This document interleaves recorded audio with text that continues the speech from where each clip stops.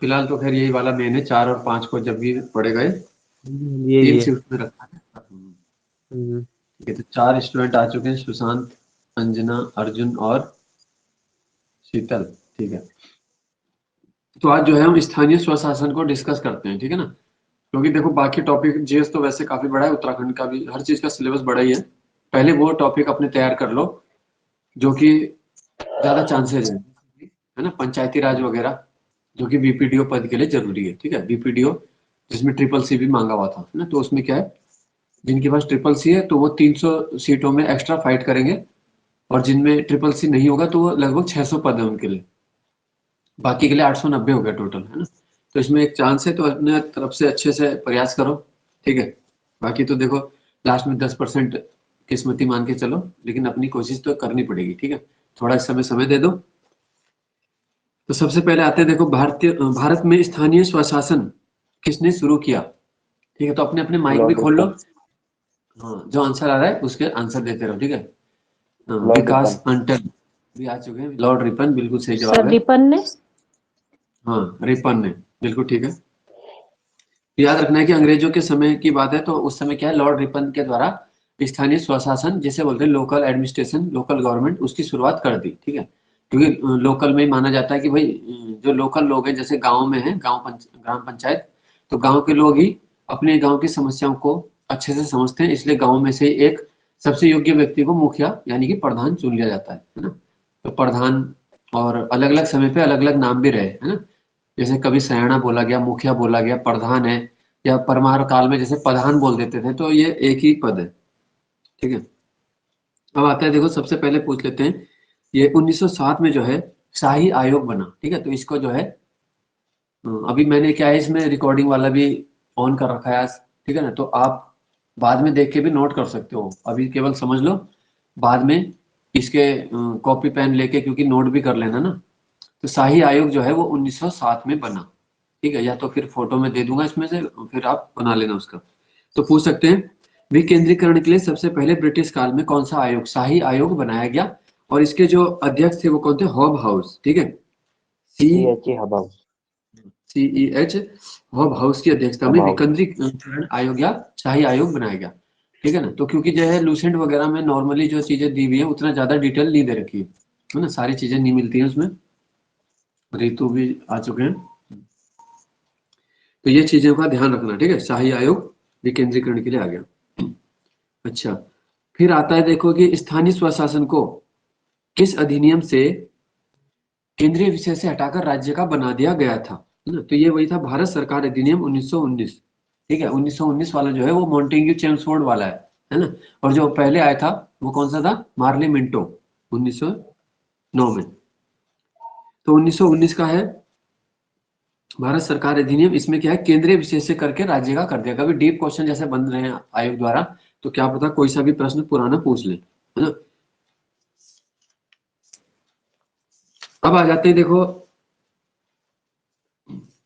सामुदायिक विकास कार्यक्रम, इसका बताओ क्या है, डेट सहित बताओ इसका, सामुदायिक विकास कार्यक्रम। 2 अक्टूबर 1952। 2 अक्टूबर 1952। ठीक है, तो ये क्या है, सामुदायिक विकास कार्यक्रम। ये एक तरीके से नेहरू जी के द्वारा एक प्रयोग था कि भाई ये कैसे चलता है, और ये काफी अच्छा रहा भारत जैसे देश के लिए, जहाँ पे ग्रामीण जनसंख्या बहुत ज्यादा थी, और हम हमारा क्या है कि प्राथमिक सेक्टर है ना पे बहुत ज्यादा लोग काम करते हैं, भले ही उसका जीडीपी में योगदान कम है, लेकिन लोग ज्यादा काम कर रहे हैं। ठीक है, प्राइमरी सेक्टर में यानी खेती बाड़ी में। तो 2 अक्टूबर 1952 को सामुदायिक विकास कार्यक्रम, ये ध्यान रखना। ठीक है, इसकी डेट सही बिल्कुल। काफी योजनाएं जो गांधी जयंती को है, जैसे ये नरेगा को मनरेगा नाम दिया 2009 में, वो भी 2 अक्टूबर है ना। तो बहुत सारी योजनाएं हैं जो गांधी जयंती के दिन, जिनके ईयर के क्वेश्चन में आपका होगा। तो एक दिन मैं आपको ईयर के क्वेश्चन भी करवाऊंगा बहुत सारे। ठीक है, 1 घंटे के अंदर कम से कम 100-150 क्वेश्चन से ज्यादा का रिविजन हम कर लेंगे। ठीक है, अब आते हैं, देखो बलवंत राय मेहता समिति है ना, 31 अक्टूबर के एग्जाम में भी प्रश्न इसका बना हुआ था, इवनिंग शिफ्ट में। तो सिंपल पूछ लेते हैं, देखिए बलवंत राय मेहता समिति कब बनी, तो 1957 में ही बनी है। ठीक है, तो उसमें प्रश्न पूछ लिया था कि रिपोर्ट कब दी है इसने, तो 57 के अंत में ही नवंबर रिपोर्ट दे दी। 1957। हाँ, नवंबर 1957 बिल्कुल सही है। तो ये चीज याद रखना। ठीक है, वहां पे तुक्का मत मारना कि 58 कर दूं, 59 कर दूं, है ना। जब हमें ध्यान नहीं होता तो हम इसी तरह सोचते हैं कि 1 साल बाद रिपोर्ट आई होगी, लेकिन इसमें उसी समय आ गई थी जल्दी।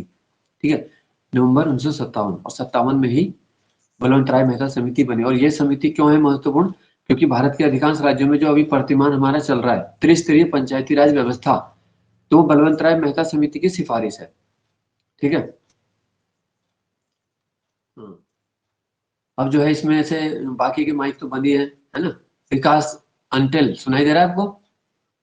विकास,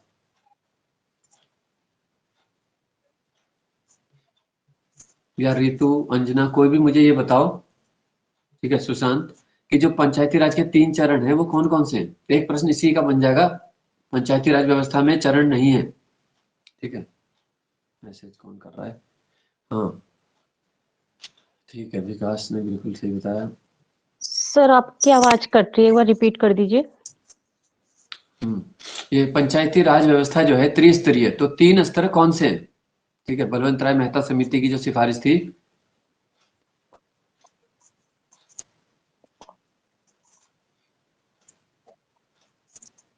तीन स्तर मतलब कौन कौन से लेवल के हैं ये? तो देखो इसमें सिंपल आपको याद रखना है ना। सबसे पहले क्या है, जहां पे हम रह रहे हैं गांव, यानी कि ग्राम पंचायत होगी। गांव के स्तर पे क्या होगा? ग्राम पंचायत। वहां पे जब आपको ऑप्शन दिए जाएंगे तो उसमें, है ना, घबराना नहीं। ग्राम चौथा ऑप्शन जो भी पंचायत, बनेगा वो फिर, हाँ, ग्राम पंचायत होगा, है ना। दूसरा क्या होगा? पंचायत समिति, ब्लॉक लेवल। हाँ, ब्लॉक ब्लॉक लेवल लेवल पे, पंचायत समिति। है ना। तो वहां पे हिंदी में क्या लिख देते थे? हिंदी में बोल देंगे प्रखंड स्तर पर, है ना। खंड या प्रखंड बोल दिया तो प्रखंड वही होता है ब्लॉक। ठीक है। और फिर तीसरा स्तर कौन सा है? जिला स्तर। जिला। हाँ, तो उसमें हो जाएगी जिला पंचायत। ठीक है। तो घुमा फिरा के देखो, प्रश्न ऐसे बन सकता है कि मध्यवर्ती चरण, तो ब्लॉक वाला जो है पंचायत समिति, इसे अच्छे से याद रखना। ठीक है, वो मध्यवर्ती है। सबसे ऊपर वाला कौन सा हो गया? जिला पंचायत। और निम्न स्तर, जो सबसे ज्यादा आम लोगों को ये छूता है जो स्तर, वो वही है ग्राम पंचायत का। ठीक है। तो ये 3 स्तर आपको याद रखने हैं। बलवंत राय मेहता समिति ही सबसे इंपॉर्टेंट है ये। ठीक है। और एक और चीज याद रख लेना कि इसे ग्रामोद्धार समिति भी कह दिया जाता है। ठीक है, ग्रामोद्धार, क्योंकि इसके कहीं ना कहीं इसके मूल में क्या था? गांव का उद्धार करने के लिए समिति थी। तो अगर उपनाम कभी डाल दिया कि भाई किस इनमें से किस समिति को, जो पंचायतों के लिए है बहुत सारी, ग्रामोद्धार समिति भी कहा गया, तो यही वाली है। ठीक है। और पंचायती राज के उससे देखें आजादी के बाद, तो ये पहली समिति है नेहरू जी द्वारा गठित, कि भाई उनके पास ये साफ वो विजन था, है ना। जब हमारा किसी काम का विजन साफ होता है तो वो काम होता है। ठीक है। अगर आपने किसी चीज के लिए ठान लिया कि भाई मुझे करना ही है, तो आप उसके लिए, वो व्यक्ति जैसे बोलते हैं ना, आजकल परीक्षार्थी रात दिन कर रहे हैं, तो वो ये नहीं सोच रहे भाई इस समय टाइम क्या हो गया, वो पढ़े रहे, है ना। तो इसलिए देखो कंपटीशन बहुत है। अब ये एक प्रश्न इसमें और आ जाता है कि राष्ट्रीय विकास परिषद ने बलवंत राय मेहता समिति की सिफारिशों को कब स्वीकार किया? तो ये किया उसने 58 में, 12 जनवरी 1958 को। ठीक है, एनडीसी यानी विकास परिषद ने इसको स्वीकृत कर लिया। ठीक है। तो इस टाइप के क्वेश्चन थोड़ा डीप बनेंगे, जितना डीप क्वेश्चन होगा वो कम स्टूडेंट उसे सोल्व करेंगे फिर, है ना। इन चीजों का जितना ज्यादा रिवीजन करो अच्छा है। ठीक है। अगर आपने 10-20, 2-4 बार, 5-6 बार, 10 बार ये चीजें सुन ली, फिर आपका कोई कंफ्यूजन नहीं है, कोई गलत नहीं होगा, है ना। वरना ये त्रिस्तरीय वाला ही बहुत सारे बच्चे गलत कर जाते हैं ना। कोई स्तरीय नया सुन लिया, मतलब कुछ ऐसा लगा दिया जो है ही नहीं उसमें स्तर। ठीक है। जैसे तालुका पंचायत है, वो यहाँ होती नहीं, तालुका परिषद, तालुका पंचायत, ये वाली चीजें नहीं है, तो ये वाले लगा देंगे हम, तो फिर इसमें गोवा में गलत है। हाँ। हम्म। अब आते हैं देखो कि कौन सी अनुसूची है। तो इसकी 12, जो अभी मैंने बताया 12 जनवरी 12 जनवरी 1958। एनडीसी नहीं द्वारा। सर, उसकी राष्ट्रीय विकास परिषद की अगस्त 1952 है ना सर उसकी। हाँ, अगस्त 1952 है उसका। हाँ, उसका डेट तो नहीं, मुझे 12 ध्यान नहीं आ जनवरी रहा। 1952 सही है। 12 नहीं, जनवरी इसका ये 1952 परीक्षा राष्ट्रीय होनी। विकास परिषद का पूछ रहे हो कि राष्ट्रीय विकास परिषद कब बनी? ठीक है। अच्छा, तो 52 में अगस्त में बनी 1952 थी। है। अच्छा, अब आता है कि कौन सी अनुसूची में पंचायतों का वर्णन है? पंचायती राज अनुसूची 11। सूची 11 में है। ठीक है, तो याद रखना है 11वीं अनुसूची। ठीक है। पिछले जो भी वीडियो एग्जाम में, तो उसमें ये नॉर्मल क्वेश्चन आ जाता था कि भाई किस अनुसूची में है ना, या उल्टा बना देंगे 11वीं अनुसूची में क्या है, तो फिर उसमें ऑप्शन बदल देंगे वो। ठीक है, कि भाई दल बदल है, संपत्ति अधिग्रहण है, नगर पालिकाओं के, है ना, कार्य है, या पंचायती राज व्यवस्था है, तो ये पंचायती राज है इसमें, ठीक है। 11वीं अनुसूची याद रखना। अब आता है कि 11वीं अनुसूची में विषय कितने हैं? 29। 29 विषय। 29 विषय हैं इसमें, ठीक है।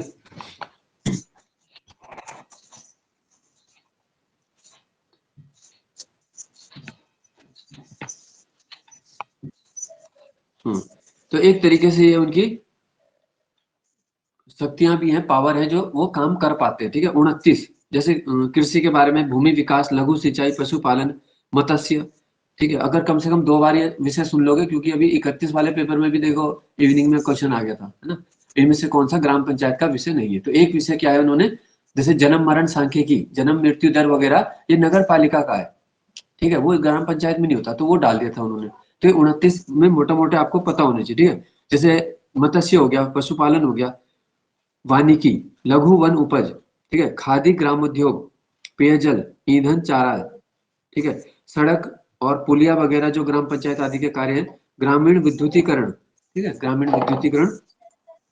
अच्छा, एक प्रश्न आता है, राजीव गांधी ग्रामीण विद्युतीकरण योजना, ठीक है, बताओ कोई इसका ईयर क्या है? राजीव गांधी ग्रामीण विद्युतीकरण, ये है 2005 है इसका ईयर, ठीक है। आगे बात करते हैं, देखो अपारंपरिक ऊर्जा के स्रोत, गरीबी उन्मूलन, गरीबी उन्मूलन दोनों में है, 12वीं अनुसूची में भी रखा है इसको, 11वीं में भी है, ठीक है, क्योंकि नगरीय गरीबी भी होती है, ग्रामीण भी है, ऐसा नहीं है कि नगर में गरीब नहीं होते, है ना। अच्छा, प्राथमिक और माध्यमिक विद्यालय शिक्षा, ठीक है। तो यहाँ पे देखो ऐसे डीप क्वेश्चन क्या बना सकते हो कि प्राथमिक और माध्यमिक शिक्षा की बात करती है, ठीक है, 11वीं अनुसूची जो अपने विषय में। इसके अलावा तकनीकी प्रशिक्षण और व्यावसायिक शिक्षा, ठीक है, व्यावसायिक शिक्षा की भी बात करता है कि बच्चे को कोई स्किल वाली शिक्षा सिखा दी छात्रों को, और वो अपना कारोबार कर सके। लेकिन देखो, जो स्नातकोत्तर शिक्षा यानी सामान्य जो स्नातक की शिक्षा है उसकी बात नहीं करता है, ठीक है। प्रौढ़ शिक्षा, पुस्तकालय, लाइब्रेरी होनी चाहिए, सांस्कृतिक क्रियाकलाप होने चाहिए, जैसे प्रधान जी कोई मेले का आयोजन कराते हैं, उत्सव का आयोजन करवा देते हैं, तो वो हो गया सांस्कृतिक क्रियाकलाप। बाजार, हाट, मेले, ठीक है। तो इन चीजों से आप एक प्रश्न और बन जाएगा आपका, जो उनके करों से जो आय होती है उनकी, ठीक है। तो ये बाजार, हाट, मेले आदि के कर लगाने की पावर भी है पंचायत के ऊपर है, पंचायत के पास है, ठीक है। फिर आता है देखो हेल्थ सैनिटेशन यानी स्वास्थ्य और स्वच्छता, परिवार कल्याण, महिला बाल विकास, ठीक है, समाज कल्याण, जैसे कोई दिव्यांग है, मानसिक मंद व्यक्ति है या शारीरिक है, उसके विकास करना, दुर्बल वर्ग का कल्याण, SC ST के लिए भी, तो ये भी आ सकता है। देखो अगर मान लो दिया जाएगा SC ST के कल्याण की बात, तो कई बार सोचेंगे कि भाई ये तो इसमें विषय होगा नहीं, ये तो अलग है ना। तो ये सब हमें सार्वजनिक वितरण प्रणाली PDS, ठीक है, जो सरकारी सस्ते गल्ले का राशन होता है। और लास्ट है इसमें सामुदायिक आस्तियों का अनुरक्षण, है ना। तो इसकी 29 जो विषय है उसकी मैं फोटो भी इसी में डाल दूंगा, चाहे तो आप देख लेना, ठीक है, अगर नहीं है तो इसको बस ऐसे ही पढ़ लो तो दिमाग में रहेगा, है ना। कुछ क्वेश्चन ऐसे कि याद भी ना हो तो वो काम भी चल जाएगा फिर भी, ठीक है। अच्छा, अब आता है कि देखो भारत में सबसे पहले पंचायती राज कहाँ लागू हुआ और कब हुआ? भारत में सबसे पहले पंचायती राज राजस्थान कब के और कहाँ नागौर, लागू हुआ? 2 अक्टूबर 19 नागौर राजस्थान। ठीक है, तो ये भी याद रखना अच्छे से, 64, ये भी गांधी जयंती के दिन ही है, देखो योजना, ठीक है। तो राजस्थान हो गया, ठीक है। दूसरा राज्य कौन सा था? आंध्र आंध्र प्रदेश, प्रदेश 11 अक्टूबर 11। 1959। 11 को हो गया, ठीक है, 9 दिन बाद इसके बाद बहुत सारे राज्य, जैसे फिर तो 1959 में यही 2 स्टेट्स करा था, ठीक है, इन्होंने। फिर 60 में असम, तमिलनाडु, कर्नाटक है, फिर बढ़ते रहे आगे, है ना। अच्छा, अब आते हैं देखो अशोक मेहता समिति, ये कब बनी थी? 1977। में ठीक है, तो याद रखना बलवंत राय के सुपुत्र है वो, ठीक है। और 20 साल का टर्म याद रखना, 57 से 20 साल, तो 77 याद हो जाएगा। और 1 साल बाद इस समिति की रिपोर्ट आई, ठीक है, अशोक मेहता समिति। तो ये उस समिति से इसमें क्या बड़ा डिफरेंस आया था, ठीक है। इसने कितने स्तरीय पंचायती राज के लिए बोला है? 2 स्तर। इसने 2 स्तर की सिफारिश करी थी, ठीक है। जैसे मंडल पंचायत बोल दिया और जिला परिषद बोल दिया, निचले स्तर को जिला इसने, परिषद है ना, हाँ, साफ कर दिया समाप्त कर बिल्कुल, दिया था। हाँ, जो कि इंपॉर्टेंट है सबसे, ठीक है। तो अशोक मेहता समिति की सिफारिशों को अपर्याप्त मानते हुए अस्वीकार कर दिया गया था ना। जाहिर सी बात है उसकी सिफारिशें जो है अपर्याप्त थी। और इस समिति ने एक बात और बोली जो और समितियों ने नहीं बोली, कि राजनीतिक दलों को खुले तौर पे पंचायती चुनाव में भाग लेना चाहिए। मान लो प्रधान का चुनाव हो रहा है तो किसी प्रधान को बीजेपी सपोर्ट करेगी, किसी को कांग्रेस, तो इन्होंने बोला है कि खुले सपोर्ट होना चाहिए और उन्हें चुनाव चिन्ह भी मिलने चाहिए जो उन पार्टियों के हैं, है ना। तो इससे क्या हो जाएगा कि वो एक पावर गेम बन जाएगा प्रधान का चुनाव भी, है ना। मान लो वहां भाजपा 10 लाख लगा रही, कांग्रेस 20 लाख, कोई सपा लगा रही, कोई, इससे क्या है वो गाँव का वो खराब हो जाएगा माहौल, ठीक है। बाद में पार्टियां निकल जाएंगी, गाँव वही रह जाएगा। तो क्या है कि इसकी सिफारिश को तुरंत खारिज कर देगा। तो ये इसके ये दो बातें बिल्कुल खराब थी। इसके बाद आती है देखो पीवी के राव समिति, ठीक है। इसका गठन कब किया गया पीवी के राव का? 1985। हाँ 1985 की है और इसकी भी एक साल बाद रिपोर्ट है, ठीक है। 86 में इसने अपनी रिपोर्ट प्रस्तुत कर दी।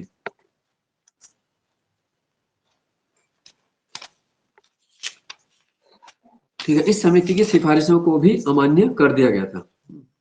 इस समिति ने एक अलग बात क्या बोली थी, इसने जिला स्तर से भी ऊपर एक स्तर बनाने को बोला था। उसका बोला था कि राज्य विकास परिषद, ठीक है। अगर पूछ लें किस समिति ने कहा था कि राज्य विकास परिषद भी पंचायती राज में होना चाहिए, पीवी के राव समिति। एक तरीके से जैसे आजकल सचिव स्तर पे काम होता है, ठीक है, एकदम सीएम के बाद, है ना। तो वो तो है ही उसमें। फिर आते देखो सिंघवी समिति, लक्ष्मी मल सिंघवी इनका नाम है, तो शॉर्ट में वो क्या बोलते हैं LM सिंघवी, लक्ष्मी मल सिंघवी समिति। 1986। ये समिति कब बनी? 1986। ग्रामीण विकास विभाग, ठीक है, ग्रामीण विकास विभाग ने 16 जून 1986 को सिंघवी समिति को गठित कर दिया था, ठीक है, ताकि ये कुछ सुझाव दे आगे के लिए। अब देखो पंचायती राज तो वैसे भी ठीक ठाक ही चल रहा था बलवंत राय मेहता की, क्योंकि पूरे उसमें वैसे चल ही रही है ना। अब इस LM सिंघवी समिति ने क्या बोला कि संवैधानिक मान्यता देनी चाहिए स्थानीय स्वशासन को, संवैधानिक, जिससे कि सभी राज्य इसको लागू करने पे वो करें, ठीक है। जब उसको संवैधानिक मान्यता देंगे किसी अमेंडमेंट के द्वारा तो वहां पे मानना पड़ेगा उनको, है ना। हाँ ठीक है, जैसे अभी मोदी जी की कोई योजना आती है, बंगाल वाले नहीं मानते, ममता बनर्जी कहती है मैं आयुष्मान योजना भी नहीं चलानी, मुझे ये भी नहीं चलानी, है ना।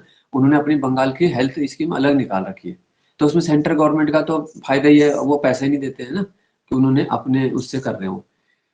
तो इस तरह से भी हो जाता है कि जिन राज्यों का केंद्र से संबंध ठीक नहीं होते तो वहां पे समस्या आती है, लेकिन फिर नहीं कर सकते। जब एक्ट बनाए तो उन्हें केंद्र का कानून मानना ही पड़ेगा। वैसे भी रूल है उसमें, है ना, कि अगर कभी भी राज्य और केंद्र के कानूनों के टकराव हो तो केंद्र का कानून ही मान्य होगा। अब है देखो थुंगन समिति, ये बताओ PK थुंगन। 1988। हाँ 1988 याद रखना, PK थुंगन समिति है 88 में। अब इसमें क्या है कि राजीव गांधी जो है बड़े उत्साहित थे, ठीक है, पंचायती राज को ये संवैधानिक दर्जा देने के लिए। तो संवैधानिक दर्जे के लिए ये थुंगन समिति ने भी बोला कि पंचायती राज संस्थाओं को शक्तिशाली बनाना है तो संवैधानिक दर्जा देना होगा, ठीक है।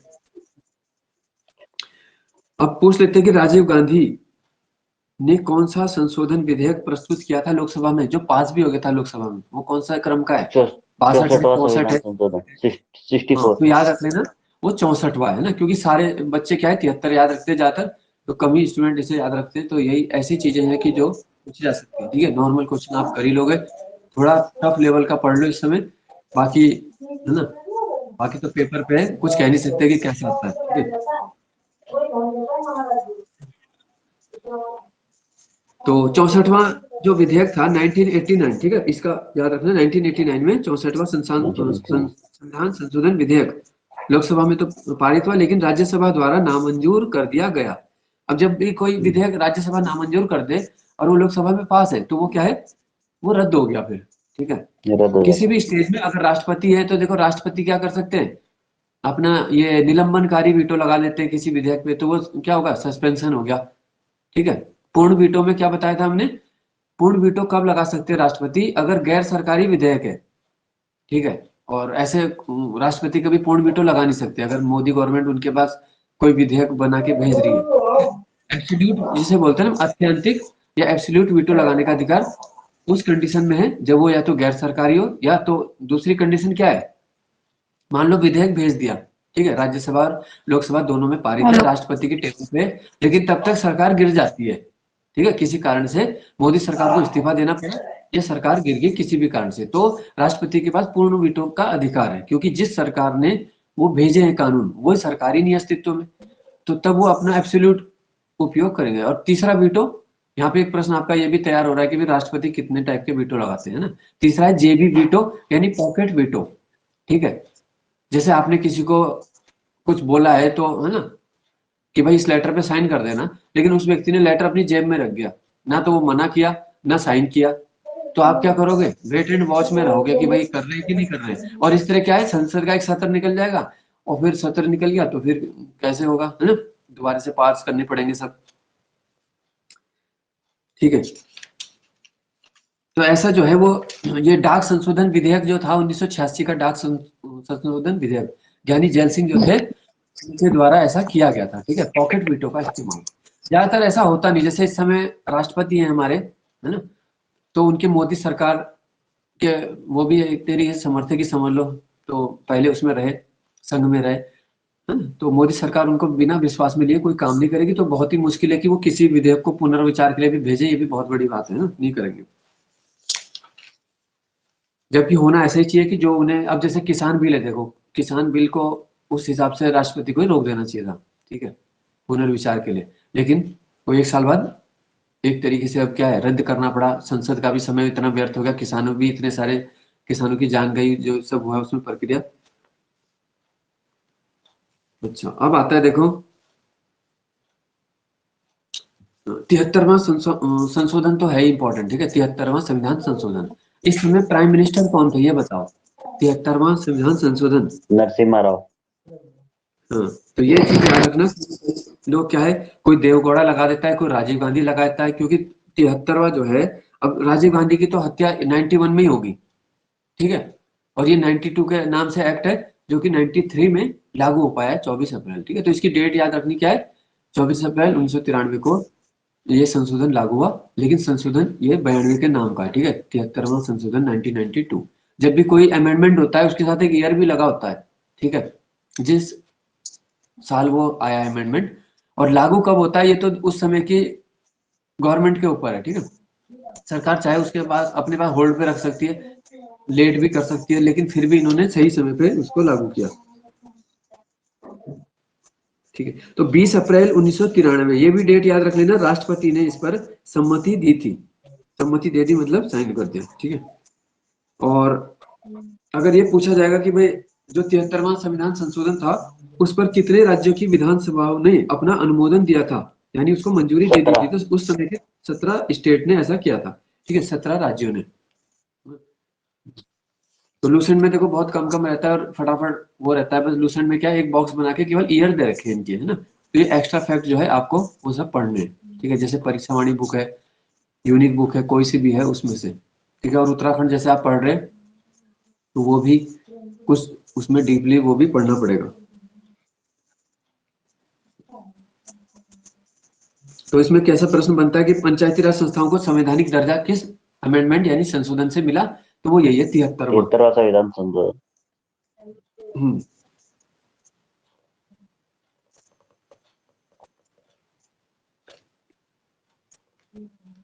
ठीक है, अच्छा, भाग 9 में कितने अनुच्छेद जोड़े गए थे जब ये पंचायती राज लाया गया? नहीं, इसमें है 16, ठीक है, एक तो वही है 243, 16 एक तो 243 हो गया, और उसके बाद ए से फिर कब तक है, ओ तक, ठीक है, वो तक। ए से ओ तक का है इसमें। हाँ, तो पिछली बार देखो मैंने उसमें बताया भी था कि यहाँ से प्रश्न बने थे, है ना, इसमें से प्रश्न आए थे, ठीक है, एक बार फटाफट बताए थे। देखो 243 में केवल डिफाइन क्या है, पंचायत होती क्या है, ए में क्या है, 243 ए में क्या है, ग्राम सभा, ठीक है। और ग्राम सभा के बारे में एक बात याद रखना है कि ग्राम सभा के सदस्य कौन होते हैं, प्रत्येक वयस्क मतदाता, जैसे हम सभी क्या है, हम ग्राम सभा के मेंबर हैं, लेकिन हम ग्राम पंचायत के नहीं है ना, ग्राम पंचायत के लिए हमें इलेक्ट होना पड़ेगा, यानी हमें चुना जाना चाहिए प्रक्रिया द्वारा, ठीक है। बी में क्या आता है, पंचायतों का गठन, ठीक है, क्या आता है इसमें, पंचायतों का गठन है, ठीक है। सी में बताओ क्या होगा, 243 सी।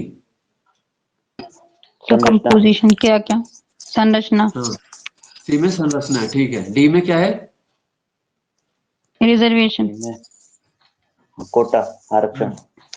हाँ, आरक्षण डी वाला, में आरक्षण, ठीक है। और अगर नगर पालिका का आरक्षण होगा तो क्या होगा फिर, टी में नगर ऐसे। पालिका में, हाँ, टी। तो टी हो जाएगा, ठीक है।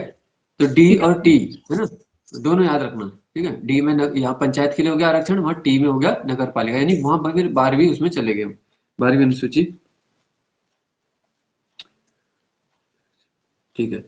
अच्छा, पंचायत की अवधि यानी 5 साल के लिए गठित होंगी पंचायतें, ये किसमें है, ई में 243 ई। हाँ, तो ये हो गया ई, ठीक है। सदस्यता के लिए निर्अर्हताएं, अब मैं रैंडमली बीच वाले से पूछूंगा फिर बाद एफ में, में, ठीक है। हाँ, एफ का मतलब कैसे बताया था हमने कि ये फ्रॉड हो गए, ऐसे याद कर लो, ठीक है। अहर्ता खो दी अपनी, है ना? चलते। तो एफ से, हाँ, जैसे भाई आयोग द्वारा लिस्ट जारी कर दी जाती है कि भाई इतने स्टूडेंट क्या है, अनर्ह घोषित कर देता है आयोग कि भाई इनमें योग्यता नहीं है ना, किसी के डॉक्यूमेंट में कुछ कमी है, किसी का कुछ है, तो उनको एक लिस्ट जारी करके बोलता है आप एग्जाम नहीं दे सकते या ज्वाइनिंग नहीं ले सकते, जो भी वो है रूल होगा आयोग का उसके हिसाब से, ठीक है। जैसे यूके पीएससी वो तो पहले ही बता देता है गलती, और यूके ट्रिपल एस सी अंत में बताता है डॉक्यूमेंट वेरिफिकेशन में करेगा बाहर, पहले पेपर भी देने देगा, सब कर देगा, है ना, लेकिन बाद में वो हो जाएगी दिक्कत। अब इसके बाद आते हैं, देखो जैसे लेखा परीक्षण बताओ, लेखा, के में, जी में। जी जी जी, जे में है लेखा ये, परीक्षण, जे में, जे से याद रखना, ठीक है। और नगर पालिका का है जेड, ठीक है, कल हमने लाइव क्लास में डिस्कस किया था ना, नगर पालिका का गेट। तो वहाँ जे है वहाँ जेड है ना। तो क्योंकि देखो इसमें क्या है, 243 में टोटल, अब वहां पे देखो 18 तो नगर पालिका वाले हैं और 16 फिर ये हो रहे हैं, है ना, 34 हो गए फिर ये। तो इस तरीके से अगर हम सारे इसको बाय हार्ट आपको मतलब याद है, तो प्रश्न बनने का पूरा पूरे चांसेस है, यहाँ से कुछ ना कुछ तो आएगा। अच्छा, पंचायतों का चुनाव या निर्वाचन आयोग के में, बोल दे राज्य के लिए, ये हो 243 जाएगा के के, में, ठीक है। वित्त आयोग, आई में।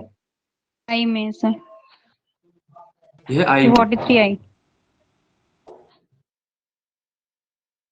इनकम, तो आई से इनकम हो रहा है, तो आई से इनकम से,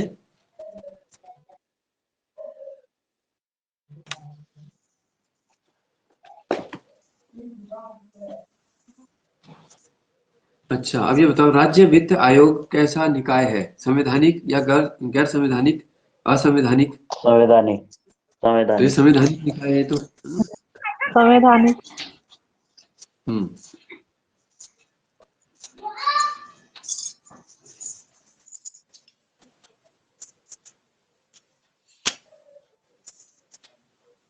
अच्छा, जब राजस्थान में पहली बार पंचायती राज व्यवस्था आई थी तो वहां पे कितने स्तर थे,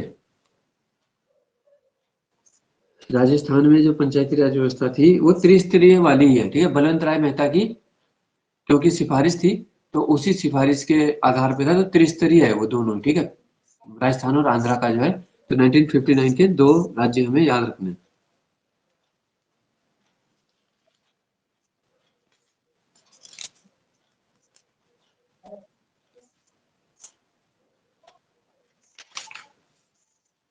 अच्छा, अब है अगला इसमें, संवैधानिक दर्जा वाला तो हमने बता दिया, ठीक है।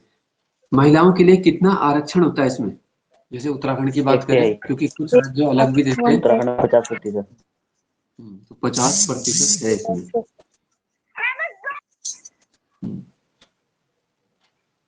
ठीक है।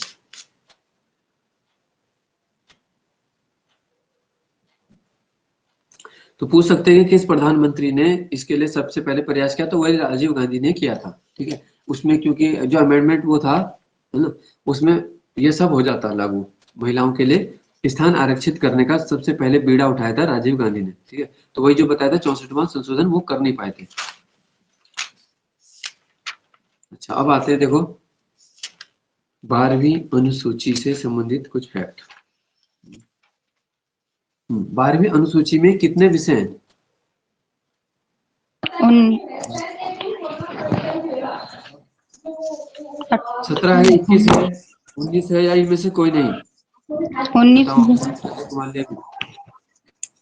19 12वीं अनुसूची में 18 विषय हैं, 18। ठीक है। 12वीं अनुसूची नगर पालिका जो है वो 18 विषय पे काम करती है। ठीक है।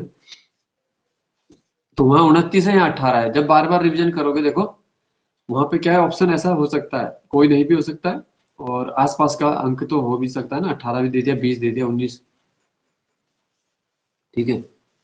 तो इसलिए क्या है, देखो जो जो व्यक्ति बहुत ही कंपटीशन की वो बात कैसी है कि जो बहुत ही अथक प्रयास कर रहा है, तो वहां पे क्या है, किस्मत भी झुक जाती है फिर, है ना। तो हम वैसे तो ये बोलते हैं कि भाई उसको पढ़े हुए से क्वेश्चन से नहीं आया, किस्मत ये है, खराब है। लेकिन एक समय ऐसा आता है कि भाई व्यक्ति की मेहनत से किस्मत भी झुक सकती है। ठीक है। अब जब कोई व्यक्ति बहुत ज्यादा प्रैक्टिस करेगा, देखो तो ये है ना, ये कोई ऐसी चीजें भी नहीं है कि जो इम्पॉसिबल है, कोई सीख नहीं सकता। ठीक है। बच्चे इतनी तैयारी कर रहे हैं कि 100% भी जैसे उत्तराखंड हिंदी ऐसे टॉपिक्स में खींच रहे हैं, है ना। तो इसमें देखो फटाफट बताता हूँ, नगरीय योजनाएं जैसे, ठीक है, नगर शहरों में योजना, सड़क पुल आदि, आर्थिक विकास, भूमि उपयोग का विनिमय, घरेलू औद्योगिक वाणिज्यिक प्रयोजन के लिए जल का प्रदाय, ये पानी कैसे दिया जाएगा, लोक स्वास्थ्य, स्वच्छता, ठीक है, कूड़ा करकट का ये प्रबंधन। तो जैसे होता है सॉलिड वेस्ट मैनेजमेंट। ठीक है। सॉलिड वेस्ट मैनेजमेंट जो है एक प्रमुख विषय 12वीं अनुसूची का। इसके बाद आता है अग्निशमन सेवा, नगरीय वानिकी, दुर्बल वर्ग के लिए हितों का संरक्षण, जो ये उसमें भी है। ठीक है। पंचायत वाली में भी था, दिव्यांग, मानसिक या शारीरिक दिव्यांग, उनके लिए संरक्षण करना। फिर है गंदी बस्तियों का सुधार और उनका अपग्रेड यानी उन्नयन करना, ये सब है इसमें। ठीक है। कब्रिस्तान आदि इनका विद्युत सौदागृह बनाना, ये वाली वो व्यवस्था आ गई। कांजी हाउस, पशुओं की क्रूरता का निवारण, है ना। जैसे आवारा पशु घूमते रहते हैं, उनके लिए कांजी हाउस का निर्माण किया जाता है। जिन पशुओं का कोई मालिक नहीं है तो उनको वहां रख दिया जाता है। ठीक है। जन्म मरण सांख्यिकी, ये अभी पूछा गया, देखो 31 के पेपर में, है ना, बर्थ और डेथ का रजिस्ट्रेशन। ठीक है। पथ प्रकाश, पार्किंग, बस स्टॉप, जन सुविधा देना। तो ये ग्राम पंचायत में तो इसको लेते नहीं है ना, ये इसकी जरूरत नहीं होती ज्यादा। पथ प्रकाश वाला तो है। वधशालाएं और चर्म शोधनशालाओं का विनियमन, जहां पे जैसे चमड़े वगैरह निकालते हैं या जानवरों को मारा जाता है, उसके बारे में भी है इसमें। ठीक है। तो ये टोटल 18 ले रखे हैं इसमें। अब वो स्टेट के ऊपर भी होता है, देखो किसी स्टेट में कैसी कंडीशन है, कैसे कानून है। अब कुछ राज्य हमारे जैसे यूपी है, देखो तो उसने गौवंश का निषेध कर दिया एक तरीके से पूरा, है ना, लॉ बना रहा है। तो वहां पे ये वो हो जाएगा, जबकि साउथ के राज्य में हमारे क्या है, होता है वहां पे।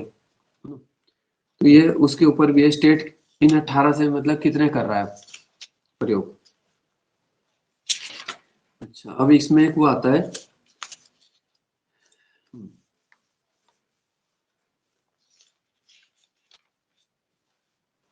अच्छा, एक टर्म आता था सदर ए रियासत, ये क्या है? सदर ए रियासत, किस राज्य में राज्यपाल को ये कहा जाता था? जम्मू कश्मीर में। जम्मू कश्मीर में ये कहा जाता था। ठीक है।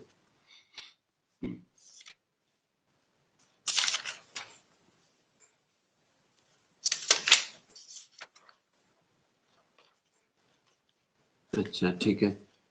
अब जो है थोड़ा न्यायपालिका के क्वेश्चन पूछ लेता हूँ आपसे। जब संविधान लागू हुआ है, ठीक है, तो सुप्रीम कोर्ट में कितने न्यायाधीश थे? ये थोड़ा अलग हो जाएगा। वैसे अभी अभी का तो आपको याद है कि अभी हमने बताया था, वर्तमान 34 हो गए, है ना, 33+1। तो जब संविधान लागू हुआ 1950 में, उसका बताओ। उस समय है 7+1। ठीक है।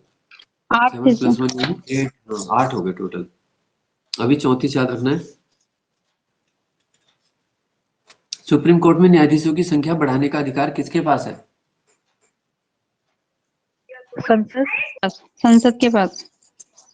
हाँ, संसद के पास ही है। ठीक है। बढ़ाना, घटाना या उनके लिए कोई नियम बनाना। ठीक है। कुछ क्वेश्चन मैं आपसे अब उत्तराखंड के पूछ लेता हूँ। अभी 20 मिनट जो है हमारे बचे हुए हैं, ठीक है। तो उम्मीद है कि देखो आपके अच्छी तैयारी हो जाए तो कल्याण हो जाए। भालूगढ़ जलप्रपात कहाँ है? फटाफट बताते रहो, फिर मैं आंसर बताता रहूंगा जिसको बताओगे, है ना। हाँ ठीक है, मुक्तेश्वर नैनीताल में, ठीक है। अच्छा, ढोकाने जलप्रपात, ढोकाने जलप्रपात ये भी यही है ना। नैनीताल फ्रैंकली, में। ढोकाने ये सब वही है। पदमपुरी भी है वहां पे, तो याद रखना ढोकाने, पदमपुरी, फ्रैंकली, कार्बेट और भालूगढ़, ये सारे वहां पे। फिर आता है बिरथी फॉल की ऊंचाई कितनी है और कहाँ है ये? एक बिरथी जलप्रपात 124 126 मीटर, पिथौरागढ़ 126 मीटर का है, ठीक है। पिथौरागढ़ में। और कहाँ है ये? पिथौरागढ़ है ना, तो ये बिरथी वाला फॉल जो है वो आ रखा है पेपर में। और एक और आया था भेलछड़ा, ये कौन से जिले में? भेलछड़ा पिथौरागढ़ में। पिथौरागढ़ है। तो पिथौरागढ़ में देखो वाटरफॉल बहुत ज्यादा है। भुरमनी है, हरकोट, मदकोट, तुनखोला, नबी झरना, छाता झरना, किमसेन झरना, ठीक है, चिनेश्वर, दुनखोला, रांथी फॉल, एक ये भी इंपॉर्टेंट है, रांथी, तिंथा, गराऊं, है ना। तो वाटरफॉल काफी है, जिनमें से भेलछड़ा, बिरथी ये एग्जाम में पूछे जा चुके हैं। अच्छा, अब आता है देखो सहस्त्रधारा किस नदी के पास है? देहरादून में सहस्त्रधारा किस नदी के पास है ये? बाल्दी हाँ, बाल्दी नदी, बाल्दी बाल्दी नदी है वहां पे, ठीक है। गंधक युक्त जल है इसमें, है ना। गंधक युक्त। यस। नेक्स्ट है खेड़ी प्रपात और नेटला प्रपात किस जनपद में? खेड़ी और नेटला,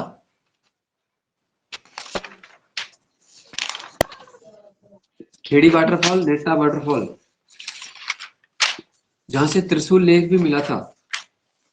यही त्रिशूल देहरादून लेक, त्रिशूल उत्तरकाशी। लेक कहाँ है? ये वहां है चक्राता में। उत्तरकाशी में। हाँ, उत्तरकाशी।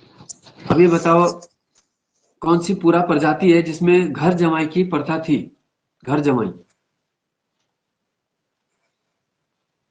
और बताता हूं मैं इसमें, इस पुरा प्रजाति में पशु बलि भी प्रचलन में रही, ठीक है। देवदासी प्रथा भी थी, जेठो प्रथा थी, झटेला, टेकवा, ये सारी प्रथाएं हैं इसमें, सामाजिक रूप से पिछड़े हुए थे। कौन से लोग हैं?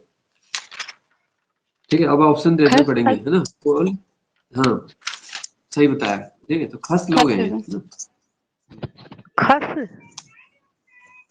खस, तो घर जमाई भी है इनमें, जेठो भी है, बड़े भाई को अधिक हिस्सा मिलता है। झटेला में कोई भी स्त्री दूसरे से विवाह कर ले तो पूर्व पति से उत्पन्न संतान कहलाएगी फिर झटेला। टेकवा में विधवा स्त्री द्वारा किसी पुरुष को अपने घर में रखना, ठीक है। संतानों को संपत्ति में पूर्ण हिस्सा दिया जाता है इस प्रक्रिया के बाद। तो ये हो गया इसमें खसों की। तो जो खस लोग थे उनमें जाति भेद भी नहीं था, ठीक है, जाति भेद नहीं करते थे वो।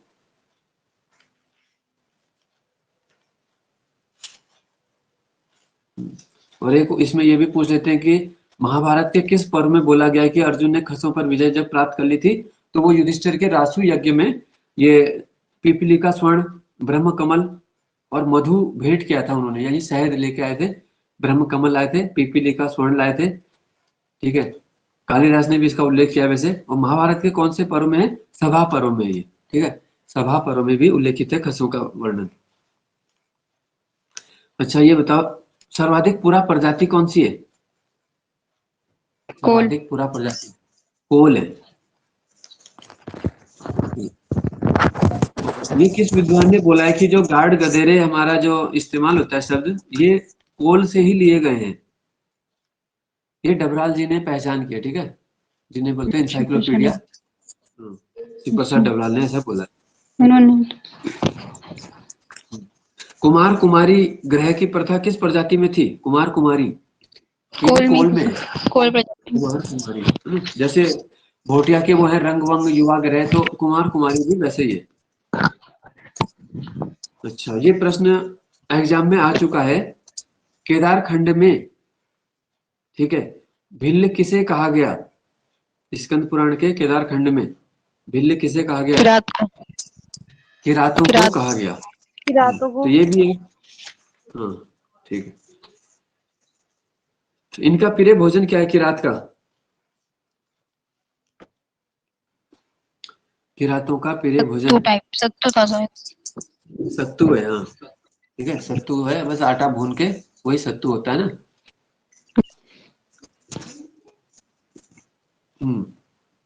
अच्छा, उत्तराखंड में पुरातत्व के जनक, बताओ, हेनवुड, उत्तराखंड में पुरातत्व के जनक। हाँ, 19वीं शताब्दी में हेनवुड।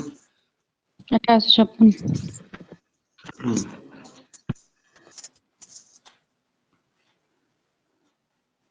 अच्छा, फिर आता है देखो, द्वारा हाट में जो चंद्रेश्वर मंदिर है, वहां से महास्म संस्कृति की खोज किसने की? 1877 में द्वारा हाट के चंद्रेश्वर मंदिर में महास्म संस्कृति की खोज किसने की थी? ये की थी रिबेट और कॉर्नक ने। ठीक है, कॉर्नकर। रिबेट तथा कॉर्नक महोदय। कौन सी गुफा है जिसका विषय था, जिसमें आखेट यानी शिकार को विषय दिखाया गया है? आखेट को, जो कि है डुंगरी गांव में, चमोली के डुंगरी में। 18 मनुष्य और 7 पशुओं की आकृतियां यहाँ से मिली है, गहरे लाल रंग में दर्शाया गया है।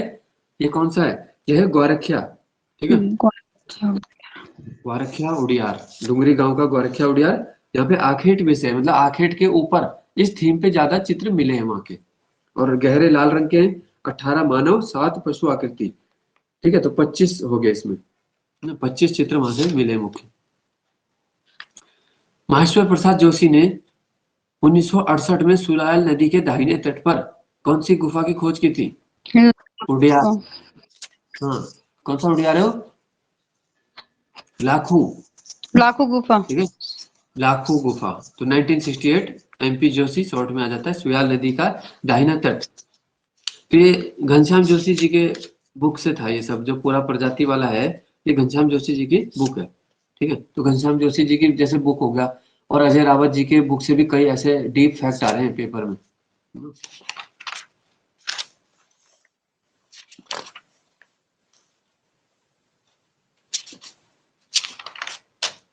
अच्छा, इसके बाद बताओगे गब्बर सिंह का मेला कहाँ लगता है? पौड़ी में। पौड़ी की। गब्बर सिंह का थॉल जो है वो गब्बर सिंह कहाँ के थे, वहीं लगता है उनका मेला, चंबा टेरी। ठीक है, टेरी के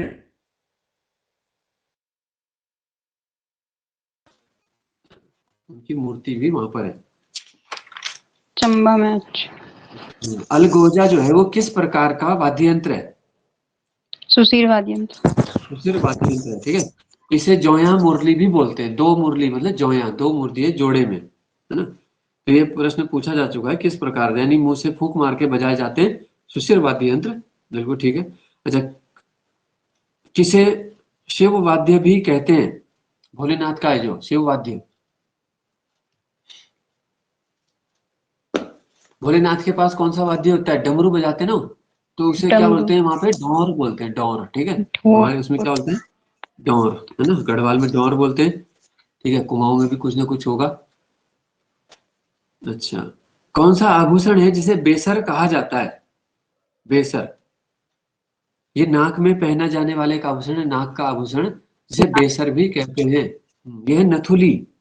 ठीक है, नथुली। अच्छा, फिर आता है यू आकार का कौन सा है, जो ये भी नाक में पहनते हैं? नाक क्या में बोलते हैं पहनते इसको? थे। कौन सा है वो है बुलाक। ठीक है, बुलांग। हाँ, नथुली बुलाक पहनी जाती है ना। अच्छा, मूर्खली, बताओ कैसा आभूषण है मूर्खली, कहाँ पहना जाता है मूर्खली? कान में। मूर्खली, मूर्खली मुंदड़े कान वाले बहुत सारे हैं, है ना, कुछ भी पहन लो, जैसे मछली मुछली ऐसे वाले भी बोल सकते हैं। तुग्गल भी आता था। तुग्गल, हाँ, तुग्गल भी पूछ लेते हैं। या पुरुषों का कौन सा है? गोरख। ठीक है। अच्छा, अब बताओ कंडवा, कंडवा किस अंग का है? ये पैर का है, हाथ ठीक में। है। पैर का। हाथ वाले तो वो होते हैं, क्या बोलते हैं उसे? धागुले बोलते हैं एक तो। ठीक है, कंडवा है पैर का, ठीक है ना। हाँ। तो ये विकास ने बताया, कोई बात नहीं, अच्छे से याद कर लो, देखो ये काम आ सकते हैं, ठीक है, सामान्य ज्ञान है सारा। अच्छा, उत्तराखंड का कालिदास, चंद्र कुमार कालिदास चंद्र कुमार बटखर। हाँ, इनका जन्म स्थान कहाँ है, ये भी पेपर में आ गया था ना, कौन से जनपद है इनका? ये है रुद्रप्रयाग। मालकोटी। हाँ, रुद्रप्रयाग में मालकोटी, ठीक है।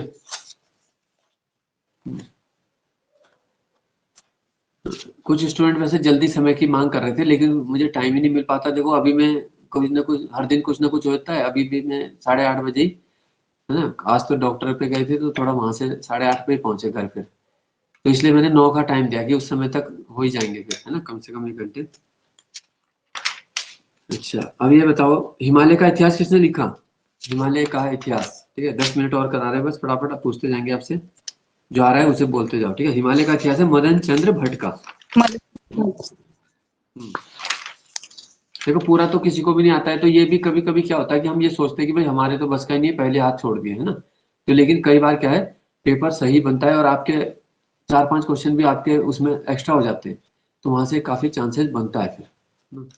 तो जो भी करेगा वो क्योंकि पढ़ के ही करेगा, हर कोई ऐसे नहीं कि किसी को स्पेशल सपोर्ट मिल रहा है। और अगर ऐसे कोई बहुत जैसे कोई हाई आईक्यू वाले होते हैं, ऐसे 10-20-30 बच्चे होंगे भी, उनसे फर्क नहीं पड़ेगा। वैसे भी प्रश्न इतने ज्यादा होते हैं इसमें कि कोई भी याद नहीं कर सकता सारे। अच्छा, अगला है एवरेस्ट के देवता पगली का प्रलाप, ये किसने लिखा? जो कि एक एयर होस्टेस भी थी और गढ़वाल की पहली लेखिका भी इन्हें कहा जाता है, पहली लेखिका। विद्यावती डोभाल। विद्यावती डोभाल, ठीक है।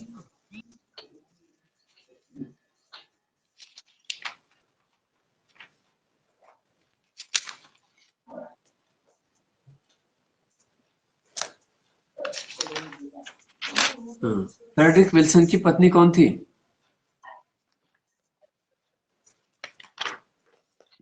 यह संग्रामी देवी या रायवती? रायवती।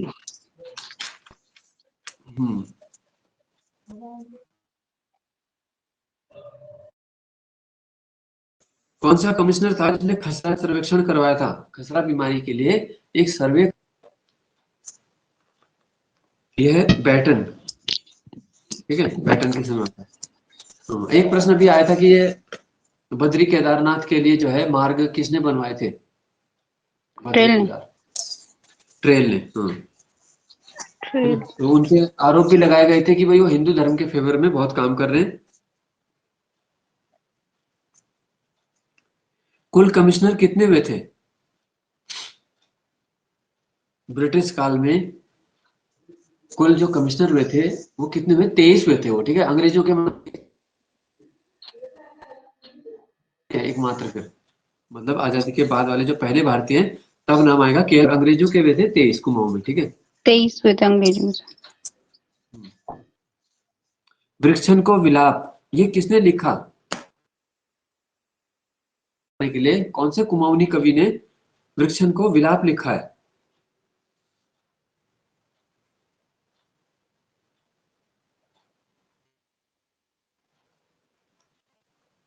यह है गौरदा, ठीक है, गौरचंद पांडे गौरदा ने लिखा है। हाँ, फॉरेस्ट ग्रीवेंस कमेटी बताओ, फॉरेस्ट ग्रीवेंस कमेटी 1921 में। 13 अप्रैल 1921 को बनी है। इसने अपनी रिपोर्ट कब दी थी? 28 अक्टूबर को, ठीक है, इसी साल 28 अक्टूबर 1921। अगर ये प्रश्न इस तरह आ गया कि फॉरेस्ट ग्रीवेंस कमेटी ने रिपोर्ट कब दी, तो हल्का सा टफ हो जाएगा, मतलब 13 अप्रैल सबने रटा ही होगा, और ये भी याद रखना है। फिर 28 अक्टूबर साथ में। चीड़ के वृक्षों से लीसा का टिपान कब शुरू हुआ? 1800, इसका है 90, ठीक है, 1890 याद रखना है। और एक चीज और है, कौन सा था चीड़ से वो, हाँ, पिरूल जो प्राप्त होता है, देखो पिरूल से बिजली बनाने का सबसे पहले उत्तराखंड के किस जनपद में? तो ये करंट इवेंट का क्वेश्चन है। कौन सा हमारा जिला है जो पिरूल से बिजली बना रहे हैं? उत्तरकाशी जिले में, उत्तरकाशी याद रखना। फिर पिरूल से, तो इससे लीसा भी निकलता है, पिरूल भी इससे बहुत सारे उपयोगी वो मिलते हैं उत्पाद, ठीक है। सबसे ज्यादा पाए जाने वाला पेड़ भी चीड़ है, उसके बाद साल है। 1800 से 3000 है ना, तो ये जो रेंज है देखो, हाइट 1800 से 3000 में ही उत्तराखंड के सर्वाधिक वन क्षेत्र है। अच्छा, ये पोलीहिमोपुलो, ये किसने बोला था ब्रह्मपुर राज्य को? पोलीहिमोपुलो या ब्रह्मपुर? हेनचांग। वेनसांग ने बिल्कुल सही बताया, वेनसांग, ठीक है।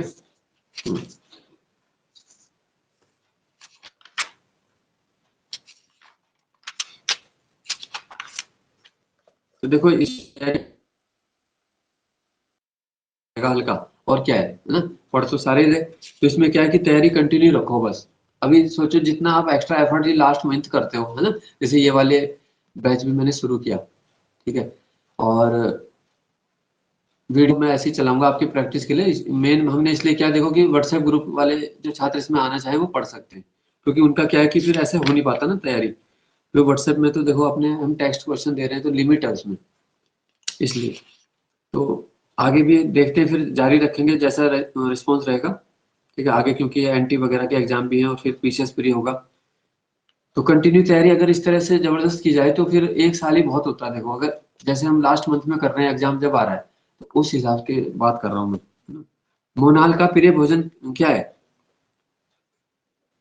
आलू। मोनाल का आलू है, जड़ मतलब से आलू को संबंधित। जो है, आलू की फसल को ही नुकसान पहुंचाता है वहां पे, ठीक है। अच्छा, नर मोनाल का रंग कैसा होता है? पेपर में एक बार आया था ये, नर मोनाल का रंग होता है नीला भूरा, ठीक है। और जो हमारे राज्य पक्षी है वो मादा है ना, उसमें बहुत सारे रंग होते हैं, तो लेकिन जो नर है वो ज्यादा सुंदर नहीं है, उसे डफिया बोलते हैं, वो नीला भूरा होता है, ठीक है। तो इन्होंने देखो नर का भी एक बार प्रश्न पूछ लिया था, ठीक है। जिस तरफ हम कम ध्यान देते हैं वहां से भी प्रश्न निकल सकते हैं, ऐसा कुछ नहीं है ना। तो भाई कोई ना कोई तो देखो, जैसे आपका सेक्शन मजबूत हो गई, ऐसे नहीं कि भाई आपका एक चीज खराब हो रही है तो कोई हिंदी में है, उत्तराखंड है, कुछ ना कुछ स्ट्रॉन्ग कर दो, उससे क्या है कि थोड़ा कॉन्फिडेंस बढ़ जाएगा, फिर अच्छे नंबर बनेंगे, ठीक है ना। और फिर पेपर से 2-3 दिन पहले तो मैं क्लास फिर थोड़ा लंबी भी कर दूं, हो सकता है जैसे पेपर सैटरडे संडे को पढ़ रहे हैं, तो लास्ट वाले हफ्ते में वेडनेसडे थर्सडे फ्राइडे या जब भी टाइम मिले तो इस क्लास को भी फिर, है ना, 1-8 घंटे या अगर पॉसिबल होगा तो हम कर देंगे थोड़ा, ठीक है। क्योंकि मैं क्या है कि खाना पीना खा के बैठना पड़ेगा ना। अभी देखो 10 बजने वाले हैं, ठीक है, 2 मिनट रह गए बस। तो अभी जो है 1-2 घंटे और पढ़ो फिर इसके बाद, है ना, फिर तुम्हें तब तक नींद आई जाएगी, ठीक है। आजकल क्या है कि 12 के बाद तो बहुत मुश्किल है, तो उस हिसाब से अपना वो करो। बाकी देखो सबकी फैमिली वो कंडीशन है कैसी चल रही है ना, कोई दिन में ज्यादा थक गया तो वो ज्यादा देर नहीं रह सकता फिर। दूसरे कुमाऊं कमिश्नर कौन थे दूसरे क्रम के? ट्रेल। ट्रेल। ठीक है। तो जिसको याद नहीं होते देखो, तो कुछ उनके पहले पहले शब्द लेके ऐसे ट्रिक कुछ बना दो, है ना। पहले गार्डनर है, फिर ट्रेल है, गोबान। तो देखो 9 महीने के लिए गार्डनर, उसके बाद 1816 यहाँ से है 35 तक लगभग, ठीक है, अंत तक इसके, फिर ट्रेल है, फिर गोबान है 36 से 38, इनका ज्यादा लंबा नहीं था, फिर लुसिंगटन है चौथे 10 साल के लिए, ठीक है, 38 से 48 तक। फिर आगे 1848 से 56 तक, है ना, बैटन। तो डलहौजी का समय भी भारत में यही रहा, 48 से 56 याद रखना। बैटन 5वें हैं, फिर है रैमजे। तो इस टॉपिक को भी थोड़ा डिटेल एक बार देखनी पड़ेगी, क्योंकि पूछ सकते हैं।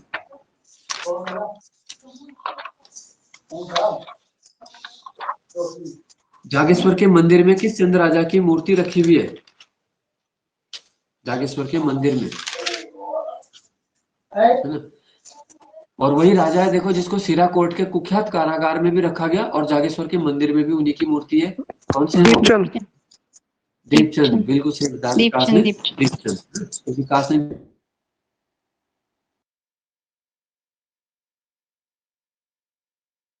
देखो कोई भी कुछ भी कर सकता है, और एक दिन तुम वो बन जाओगे उसके एक्सपर्ट, ठीक है।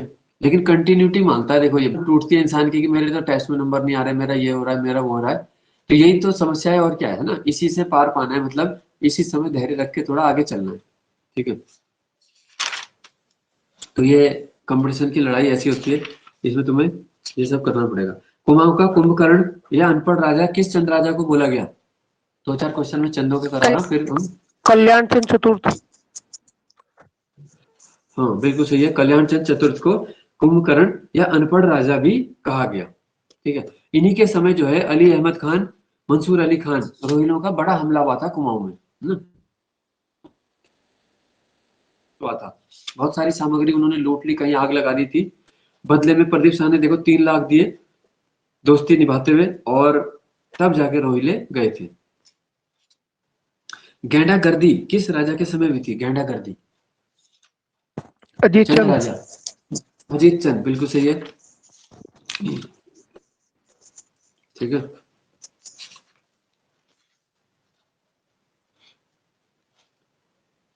अच्छा, ब्रुकलिन म्यूजियम न्यूयॉर्क में किसका चित्र रखा है?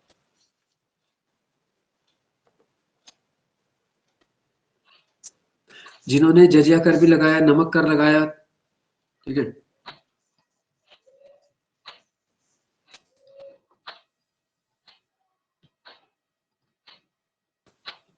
सीरती नगद कर शुरू कर दिया, ये है बाज बहादुर, है ना। बा- इन्हें बूढ़ा अत्याचारी राजा बोला गया, ठीक है। न्यूयॉर्क के ब्रुकलिन संग्रहालय में इनका चित्र है, बूढ़ा अत्याचारी राजा बोला है, बाज बहादुर, बाजा बोल। 40 साल का है इनका समय, 1638 से 1678। गढ़युड़ा ताम्रपत्र किस राजा का है? गढ़युड़ा,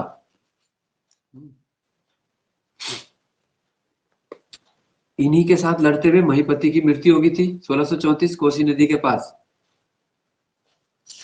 त्रिमल चंद, ठीक है, त्रिमल चंद।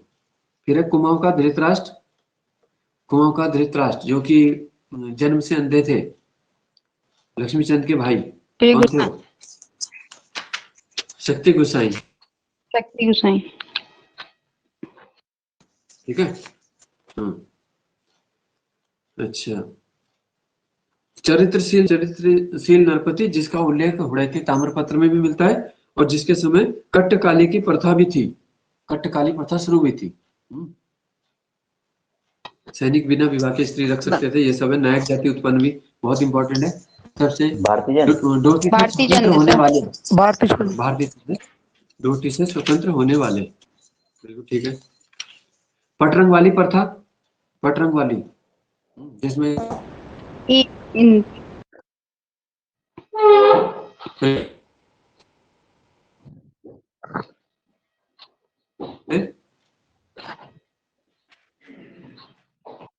इंद्रचंद, ठीक है। तो अभी तो देखो इस समय सिग्नल सही आ रहे हैं, क्योंकि जैसे जैसे क्या है लेट होगी तो बोलते हैं ना, जो सामान्य लोग सोते जाएंगे, निशाचर, है ना, निशाचर रह जाएंगे बस, रात्रि वाले, ठीक है। तो फिर नेट सही चलता है जैसे जैसे आप रात को यूज करो, क्योंकि ये इस फोन में वैसे दिक्कत ही होगी ना फिर 4G से, वहां पे जो है उस वाली क्लास में वाईफाई से करते हैं, उसमें कम दिक्कत होती है, ठीक है। तो कल भी फिर हम मिलते हैं महत्वपूर्ण प्रश्नों के साथ। अपना पढ़ाई करते रहो, इंपॉर्टेंट क्वेश्चंस को ज्यादा वरीयता दो। जो तुम्हें लग रहा है, देखो अपने अंदर की आवाज सुनो, तुम्हें इतना एक्सपीरियंस है ना, तो जो फालतू की चीजें मत पढ़ो, मेन मेन चीजों को रिवाइज करो बस, ठीक है। तो आज की क्लास यहीं समाप्त कर रहे हैं हम, धन्यवाद, thank you sir. Good. Good night, good night, thank you.